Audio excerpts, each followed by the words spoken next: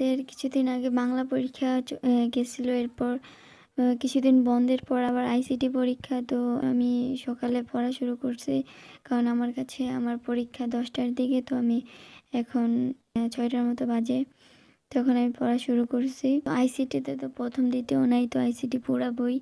তো এর জন্য আমি রাতেও পড়ে শেষ করছিলাম। এখন সকালে উঠে একটু শুধু রিভিশন দিতেছিলাম। আর কি পড়া বাকি ছিল সেগুলো পড়তেছিলাম।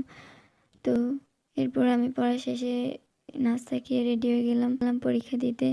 তো আম্মু সকালে আমাকে পিঠা দিছিল খাইতে, তো আমি এটাকেই পরীক্ষা দিতে চলে গেছি। আমি মাত্র পরীক্ষা দিয়ে আসলাম আর এসে প্রশ্ন নিয়ে বসে পড়লাম যে কতগুলো নির্বাচনী সঠিক হয়েছে আর কতগুলো ভুল হয়েছে আমি ওগুলো দেখা শুরু করি।